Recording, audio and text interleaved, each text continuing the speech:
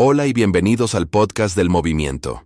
Hoy vamos a desgranar una jugada maestra del gobierno de Sánchez, una que busca mantener la economía a flote justo antes de las próximas elecciones generales. Se trata de un nuevo fondo soberano, una herramienta con la que pretenden esquivar el frenazo del PIB que todos los organismos anuncian para después de 2026. ¿Y por qué es tan crucial esta fecha? Porque es cuando se cierra el grifo de los fondos europeos Next Generation. Ese dinero, esa lluvia de millones que ha estado impulsando nuestra economía, tiene fecha de caducidad. Bruselas dice que para diciembre de 2026, todo tiene que estar repartido y justificado. Y esto nos pone en una situación complicada. Veréis, los principales organismos económicos, desde el Banco de España hasta BBVA Research, coinciden en su pronóstico.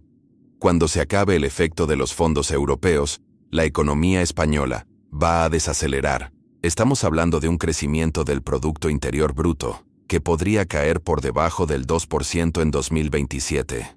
Justo el año en que, si todo sigue su curso, volveremos a las urnas.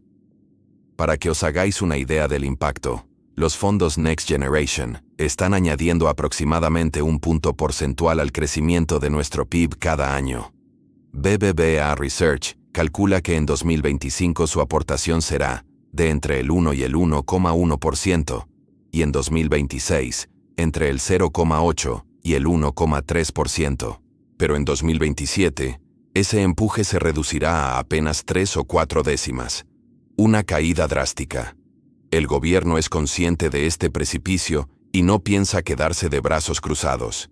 Por eso, este lunes, el presidente Pedro Sánchez y el ministro de Economía, Carlos Cuerpo, presentarán los detalles de este nuevo fondo soberano. La idea es usarlo como un puente para extender el impacto de los fondos europeos más allá del límite de 2026. Hasta ahora, España ha recibido casi 71.000 millones de euros de Europa. La mayor parte de este dinero, casi el 80%, ha sido a fondo perdido, es decir, un regalo. Y se ha destinado principalmente a inversiones y gastos dentro del sector público. Gracias a esto, la inversión pública está hoy un 40% por encima de los niveles que teníamos antes de la pandemia. Esto, sin duda, ha sido un motor para el PIB. Pero aquí viene el pero. ¿Qué pasa con la inversión privada? Pues no ha respondido como se esperaba. A pesar de los estímulos, la inversión de las empresas apenas ha crecido y todavía no ha recuperado los niveles de 2019. Su contribución al crecimiento económico ha sido, francamente, limitada. En este contexto, la COE y su servicio de estudios han criticado al gobierno por haber renunciado a 60.000 millones de euros en préstamos de los Next Generation. El Ejecutivo se defiende diciendo que las condiciones ya no son tan buenas, pero la realidad es que el bloqueo político y los retrasos en la ejecución de grandes proyectos han hecho que muchas empresas se lo piensen 2 veces. Renunciar a ese dinero también libera al gobierno de cumplir con reformas e inversiones que a día de hoy parecen inalcanzables. Así que el escenario es claro. El impulso de los fondos europeos se desvanece. El propio Banco de España, ahora con el exministro Escrivá al frente, prevé una desaceleración.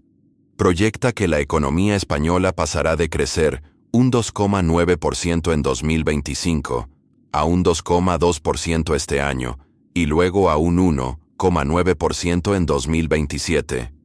Aunque seguiremos creciendo por encima de la media de la eurozona, la brecha se irá cerrando. Y es aquí donde entra en juego el Fondo Soberano. Este instrumento, que estará gestionado por el Instituto de Crédito Oficial, el ISO, arrancará con una dotación inicial de 10.500 millones de euros. ¿De dónde sale este dinero? Precisamente, de los préstamos de los Next Generation, que aún no se han ejecutado y que caducan en agosto. Es una especie de truco contable, pero totalmente legal y acordado con Bruselas. De hecho, fue la propia Comisión Europea la que sugirió a los países desviar el dinero a intermediarios financieros para no perderlo. Para Bruselas, una vez que el dinero está en el ICO, se considera ejecutado, aunque todavía no haya llegado a su destino final, a la empresa o al proyecto. Esto permite, en la práctica, alargar los plazos más allá de 2026. El ministro Cuerpo lo explicó de una manera muy clara. La creación de este fondo y su capitalización, con esos 10.500 millones, es un hito acordado con la Comisión. Al cumplirlo, el gobierno se asegura poder seguir usando esos fondos, y la ambición es grande. Con esta inyección inicial, esperan movilizar hasta 120.000 millones de euros de capital privado, creando un flujo de financiación para la economía española, que según el ministro, será indefinido. Es una jugada audaz. El gobierno está utilizando las propias reglas del juego europeo para construir una red de seguridad económica. Ante el fin inminente del mayor programa de estímulos de la historia de la Unión Europea, España está creando su propio mecanismo para mantener el ritmo de crecimiento, al menos hasta después de las próximas elecciones generales. El debate está servido. ¿Es una maniobra puramente electoralista o una estrategia inteligente para asegurar la estabilidad económica a largo plazo? Por un lado, es innegable que el calendario coincide de manera muy conveniente con el ciclo electoral. Evitar una desaceleración económica justo antes de ir a las urnas es, políticamente, una jugada maestra. Por otro lado, la idea de utilizar un intermediario financiero como el ICO para maximizar el impacto de los fondos y atraer capital privado no es nueva ni descabellada.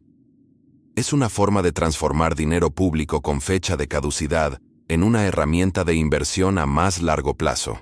El objetivo de movilizar 120.000 millones de euros es ambicioso, y si se logra, podría tener un efecto multiplicador muy potente en la economía, especialmente en la inversión privada, que ha sido el eslabón débil hasta ahora. Sin embargo, quedan muchas preguntas en el aire.